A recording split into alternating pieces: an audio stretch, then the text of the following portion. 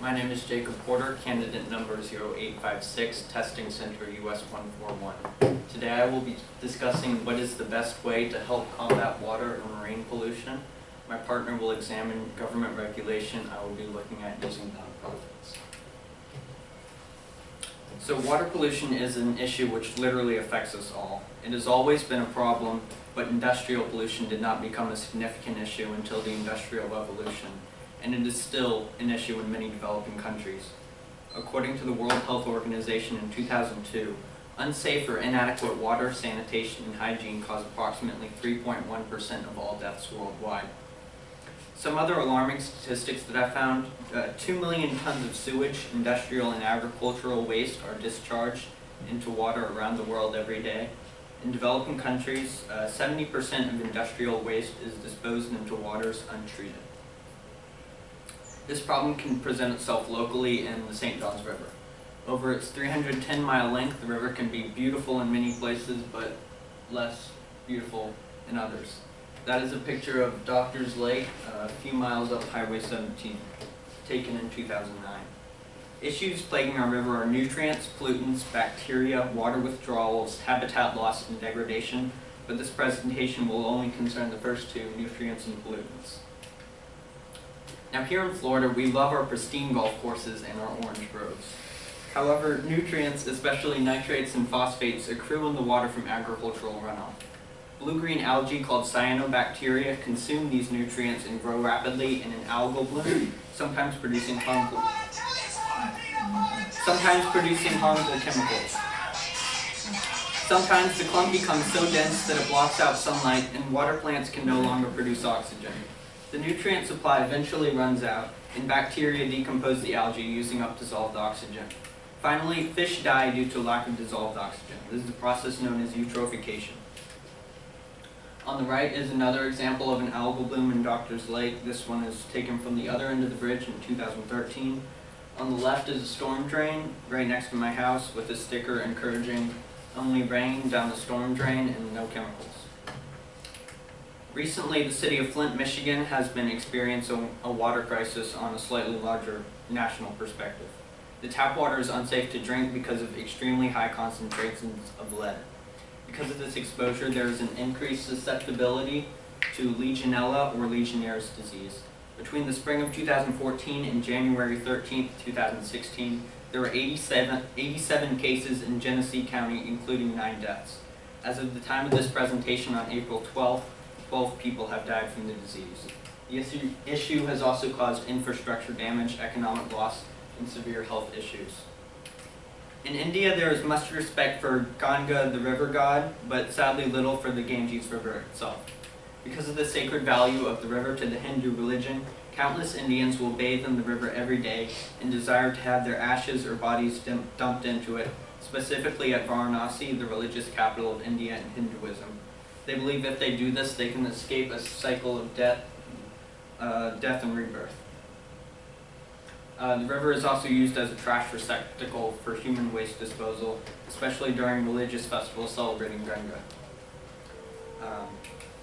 Furthermore, about 2.9 billion liters of wastewater drains into the river each day, often untreated. This includes pollutants and raw sewage. Roughly 500 million liters of it is from industrial sources.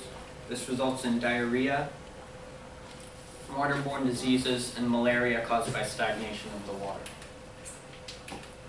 Normally, the cow is revered in India, but the country contains an estimated 3,100 illegal slaughterhouses and 700 canneries along the banks of the Ganges and Kanpur, and these pollute the river with dangerous levels of mercury and other heavy metals and sulfuric acid. This pollution is linked with high cancer rates and is believed to be a cause of childhood blindness. There's a lack of toilets in India, and 600 million Indians do not use a toilet. And a study in 2010 from the UN found that more Indians have access to a cell phone than to a toilet. Much of the Ganges River is victim to poor sanitation in general. In Varanasi, 96% of residents find the water unsafe to drink without treatment. However, not all hope is lost. The local nonprofit for the river is the St. Johns River Keeper. This organization acts as a spokesperson for the river and environmental concerns related to it. It also is a mouthpiece for citizens to report violations of laws created to protect the river. One such method is the river patrol.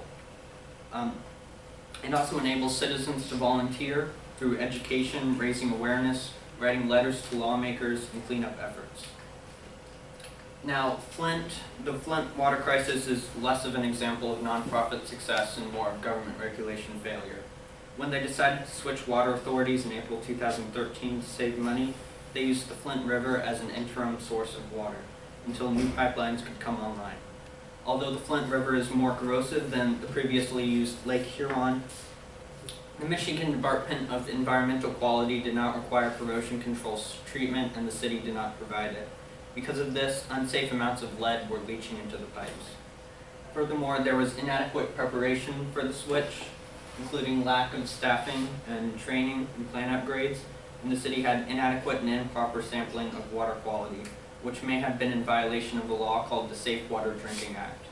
The city disregarded evidence of water quality problems, dismissed citizens' concerns, and delayed response to public health crises. And they delayed calling a state of emergency. While the government regulation can be an effective way to help prevent marine pollution, national laws are not always followed, and state and local governments may not implement measures that are effective enough to preserve public health. Nonprofit organizations such as the Salvation Army however, have helped out people in Flint. Globally, we can see an exemplary nonprofit organization in the Ganga Action Parivar. Parivar is a Hindi word which translates most nearly to family. One of their main objectives is sponsoring a law called the National Ganga Rights Act that would give the Ganges River inalienable rights because existing legislation is largely ineffective and unenforced. The concept of giving rights to nature has already been implemented in Ecuador, Bolivia, New Zealand, and Pittsburgh. Ganga Action Parivar also seeks to better India with its 6 T's program, which includes objectives that fight pollution, such as providing proper sanitation, solid waste management, and recycling. Ganga Action Parivar also collaborates with local faith leaders. Many non-governmental organizations and others ignore the cultural and religious influence of the river, so their whole approach towards saving the Ganges is flawed. This nonprofit organization, however, uses faith leaders who have the capacity and networks to change perspective with story rather than with shaming. This is further evidence that nonprofits are less removed from the people than governments and NGOs. In conclusion, nonprofit organizations are closer to the people. They can help the underrepresented have their voices heard. Their narrower focus helps promote activism. They are more locally based than non-governmental organizations. They are more efficient than the bureaucracy of government regulation, and they get the word out to the community better. This is my works cited page. It's kind of long. Thank you for your time.